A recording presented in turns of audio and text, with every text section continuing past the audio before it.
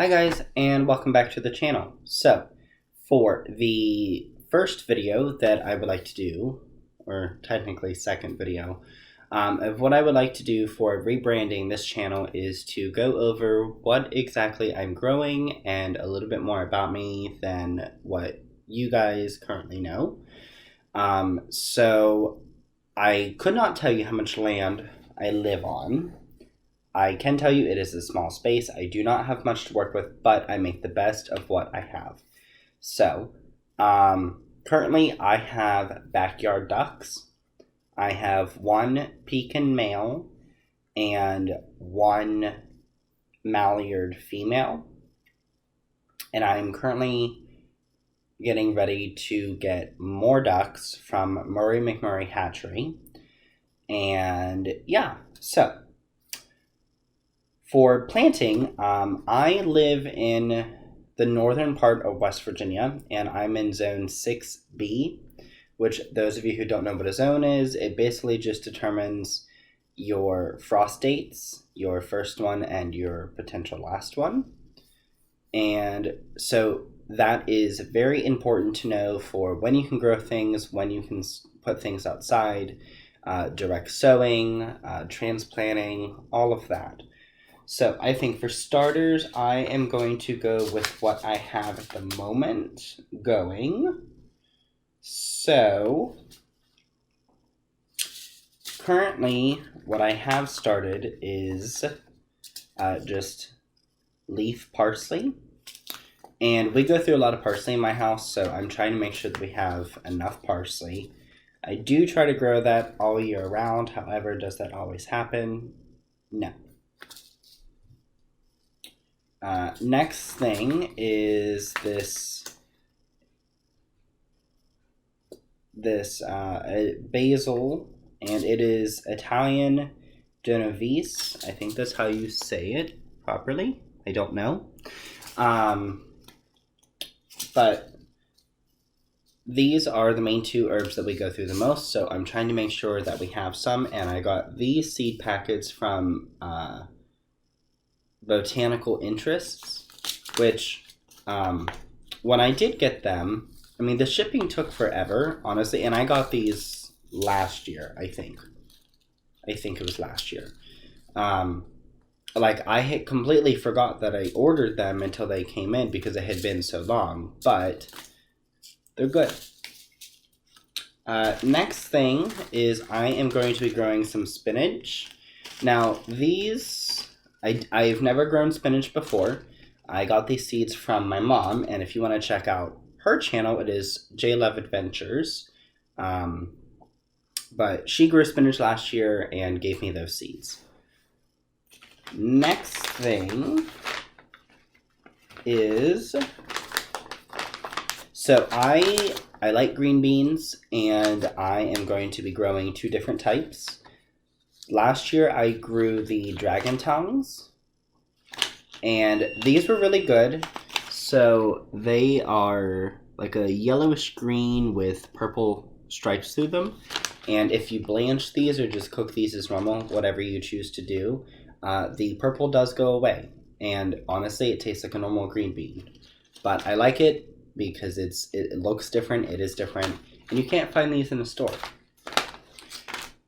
The next ones that I will be growing is the, and for those of you who are wondering, the dragon tongues are a bush bean, which means you do not need a trellis to let them climb up. The next one is also a bush bean, and these are Blue Lake 274s. And these are from Fairy Morse. I just picked these up at Lowe's because I didn't really feel like ordering anything. But I saw them at Lowe's and I got them. And yeah, so I'm excited for the beans, and I want to try to grow enough this year to have some fresh eating, of course, but enough to preserve and freeze so I can make my green bean casserole for Christmas, which is a thing that I always make. And then if I'm home for what is it called? If I'm home for Thanksgiving, I will make it for Thanksgiving as well. It just depends where we go for the holidays and such. So the next thing that I have started in the house is the orange hat tomatoes. Now these are just a small tomato plant, and it makes cherry tomatoes. These plants are supposed to be really good for indoors. I finally got my seeds to sprout, so I'm not sure if anything is wrong with my soil, but it did take a very long time to get them to germinate and do their thing. So yeah, I have those going, and I'm very, very excited to get those. Next thing we are doing, okay, so I went through all of the tomatoes. I ordered a bunch of tomatoes this year, and I'm actually missing seeds. I'll be right back. Okay, sorry, I am misplaced seeds everywhere. So, last year I only grew 4 or 5 tomato plants, and that was very rough to do because I really don't have a lot of space aside from a few feet to work with. So this year I am putting tomatoes in my 5-gallon buckets that I got from Lowe's. And I'm also hoping to get 1 or 2 horse troughs. And I am going to put those out on the side of our property. So I have some raised beds to work with. And as long as I can get those in time, that's where I'm going to put all the beans. So for tomatoes this year, I will tell you guys where I got all of these seeds if you can't see it on the packaging. So first thing is the Cherokee Purple Tomato. And this is an heirloom. Now some of these, I don't know if they're an heirloom, so we'll go from there.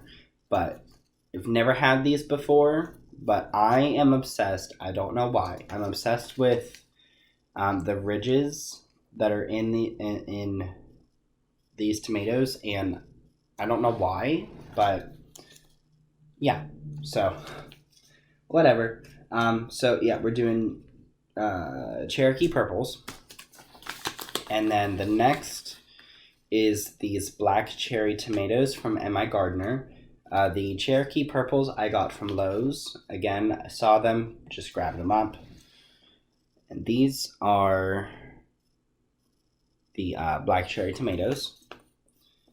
And these are supposed to be low in acid, on average about 1 ounce each. Can get several pounds per plant. And yeah.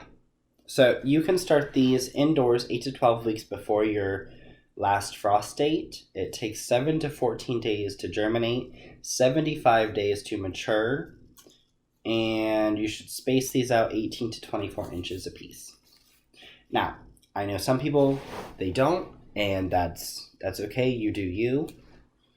The next set of seeds that I have are the Get Stuffed. Now, with these, I think these look very interesting. I like the color on them, but it has all the gel in the middle. That way you can take it out, and these are meant to be like stuffed tomatoes.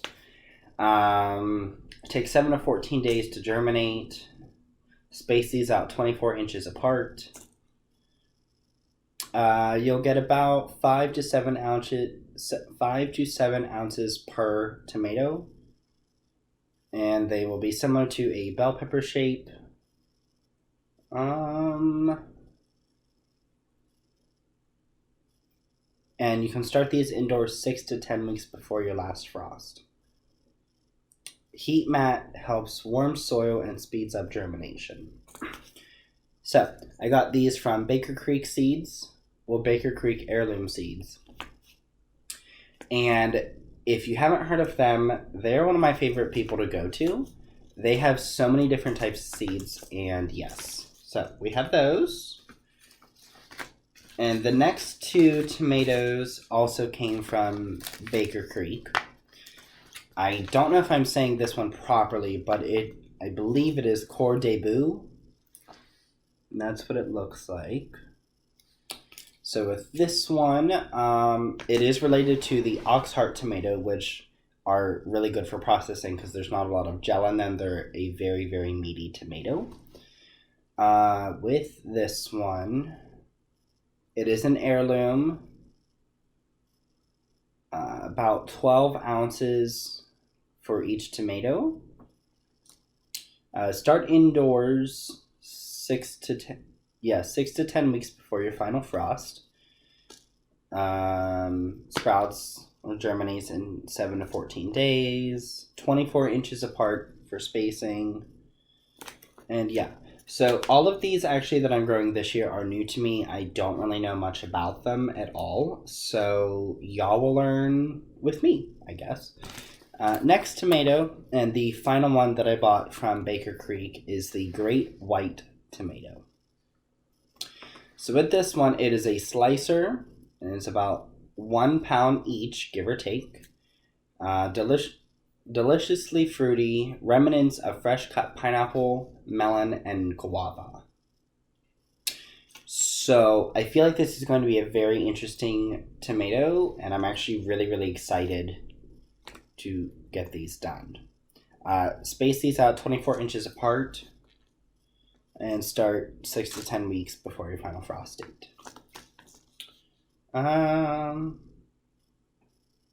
Yeah, I am super excited for this. I love slicer tomatoes. I'm a huge fan of tomato sandwiches, and if you haven't had one, you need to get one. They are so good. So the next two, the next two and final two that I'm planting this year, because I think it's all that I'm going to have room for. I got these seeds from M.I. Gardner, and it is the hillbilly tomato and the pink oxheart. So we'll start with the hillbilly tomato, and this is what it looks like. This is native to West Virginia, which is obviously where I live. So I'm excited to see exactly what it's going to do because it's been bred for my weather that we have here. So these will give you 1 to 3 pound tomatoes. What else are we looking up here? It is also, according to this, it says it's a slicer to my knowledge. Start indoors 8 to 12 weeks before your last frost date. 7 to 14 days to germinate, 90 days until it's fully matured, and space them out 18 to 24 inches apart. And yeah, these also require full sun. But I'm very, if there's any tomato that I'm more excited about, is this one. I've never grown a tomato that is native to West Virginia, so it'll be new for me. I'm very excited. And the final tomato that I'll be growing this year is the pink oxheart tomato. Now, these are a very meaty tomato. My mom grew these, and I had seen them, and I think they just look amazing. I love tomatoes. I'll eat any tomato. I don't care. And the bigger the tomato is, the better, because in my head, it's just better for tomato sandwiches because it's the more I can pile on there. It's great. So these are an heirloom as well. And they are heart-shaped, meaty, and solid. Sweet and juicy. This tomato is also really good for paste. Again, because it does not have a lot of gel in it. Tomatoes will be between 16 and 32 ounces each. 7 to 14 days to germinate. Start indoors 8 to 12 weeks before your final frost date. Spacing 18 to 24 inches, and it takes 55 days to mature. So, but these I'm super excited about. The reason why I'm growing so many tomatoes is I make homemade sauce, I like tomato sandwiches, and I like to snack on tomatoes. Y'all can call me weird, but I love it. So, that is what I'm doing with those. And then the two final things that I'm going to be growing this year, which I already feel like with everything I'm really going to be pushing it. Some things may be crowded, but I'll work with it. It's all good. So we are also going to be growing the Early Perfection pea. These are, to my knowledge, a shelling pea. Pods will be about 3.5 inches long, filled with about 7 to 10 peas in it. I am going to direct sow these, and I will be doing that next month. I'm not transplanting these like I am with my tomatoes and my basil and my parsley. But I'm going to start these in April.